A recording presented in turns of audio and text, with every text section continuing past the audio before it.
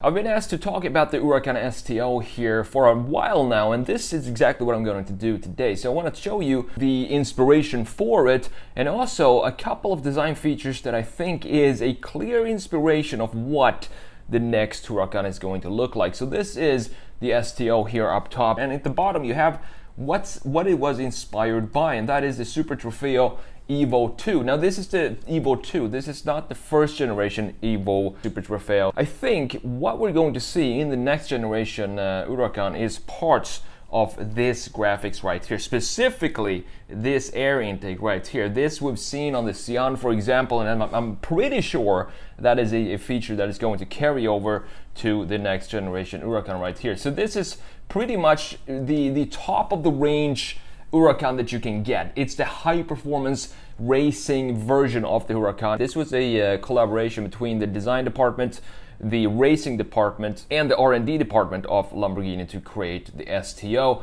They took this design and homologated it for road use, and out came the STO. I really love the fact that customers for this car can choose whatever color and spec they want for the STO, just as they would on the racing cars. You see all these kind of wraps and liveries on the racing cars, and that's what they wanted to carry over to the customers' cars. You have a bunch of new details here. It's wider. You have these wider fender flares, both rear and front right here. You have these louvers that hot air exits from the wheelhouse, and you have this massive wing in the front here that both channels air around the wheels back here and also channels air in the hood here, creating downforce coming out of these panels in the massive hood scoops that we have in the front end.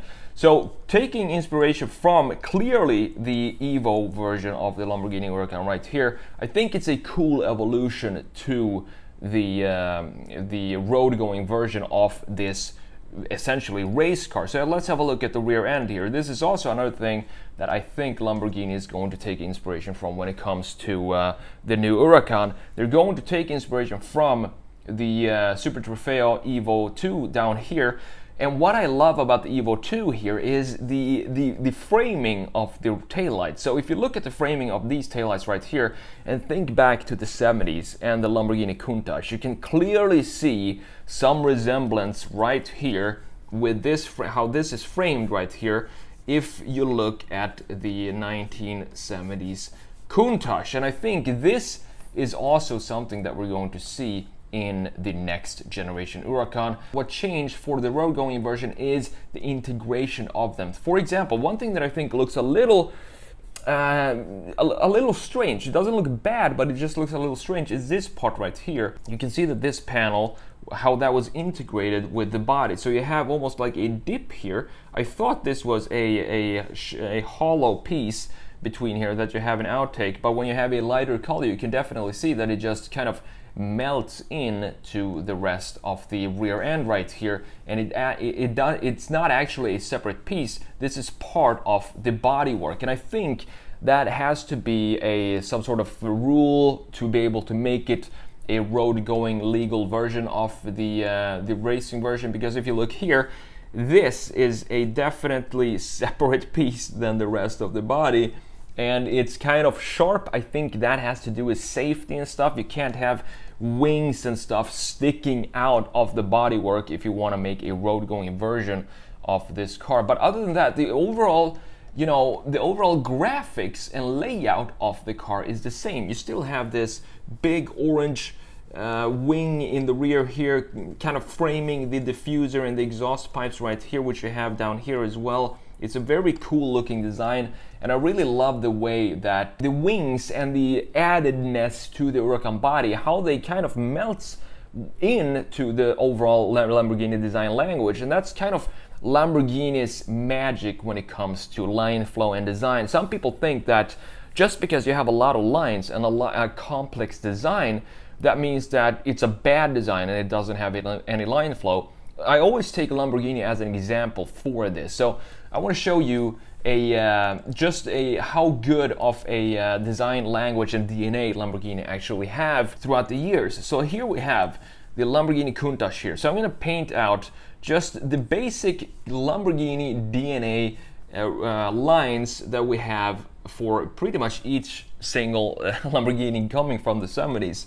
So we have the baseline right here, and then we have this line right here dipping something like this, and of course we have this line right here. And the thing with Lamborghinis is that the A-pillar almost has the same angle as the front hood or the frunk right here. So you can see that it goes almost straight in to the front fender right here.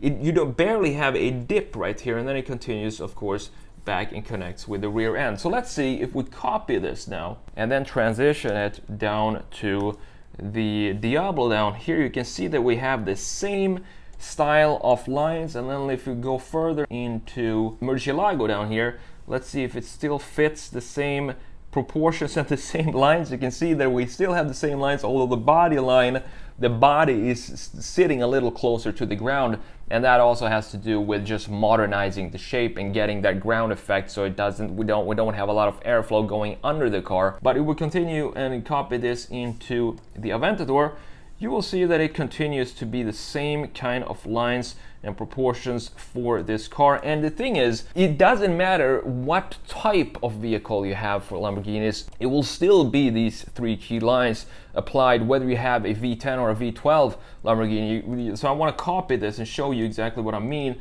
by copying these lines onto the new STO right here. And you can see that it fits the original Countach design line and the DNA from the original Countach. This is from the 70s all the way down to the STO. Lamborghini has kept their design language very tight, and they worked on their DNA to really make something special. And you might think that this is just because it's a mid-engine car, they need to have these kind of lines, but that's not true. If you look at a Ferrari 458 up all the way up to the F9 Tributo, for example, and I'm pretty sure the SF90 as well, you have a completely different greenhouse right here. This is only typical for Lamborghini to have this raked front end, and you don't have that just because it's a mid-engine car. A Ferrari 458 looks completely different. You have more of a sloping A-pillar right here and more of a curvature going into the A-pillar if you look at it from a side view. I think the STO is just a beautiful design, combining the Lamborghini DNA from the racing, melting it with the original, the street-going Huracan, and out comes the STO.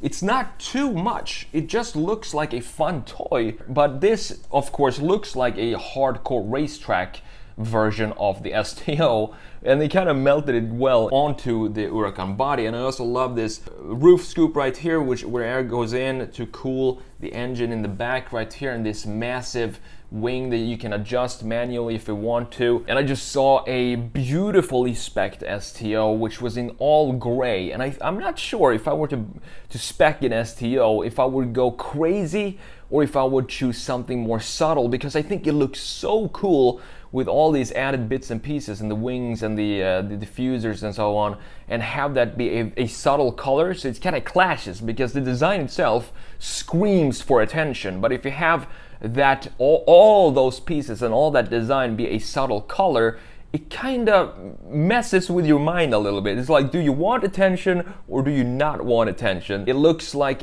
almost like an experimental car, like some sort of prototype or something like that, which I love about the subtleness of choosing a gray color or a subtle color for a car like this. Overall, I think we need more cars like the Huracan STO, cars that are specifically designed for a specific purpose. This is even lighter than the Huracan Performante, and it shows that it has a clear purpose, and that is to be as fast as possible on the track. Because today we have cars that try to be, I don't think you can find one single car that doesn't say that it's a sporty car. Everything tries to be sporty today, and I don't understand it. I want to have cars that are sporty, I want to have cars that are luxurious, I want to have cars that just go slow and have a lot of room in them, but they don't all need to be sporty. I don't understand why that has kind of, all the cars have now blended together, so we don't have the separation of categories anymore. And on top of that, we see all the full-size sedans going away in favor of just more and more crossovers. So this type of specific categorized cars is in my book a welcome addition to what we need, even though these types of cars are unfortunately going away slowly but surely. But I really appreciate Lamborghini for putting out an STO that is actually based on an actual race car.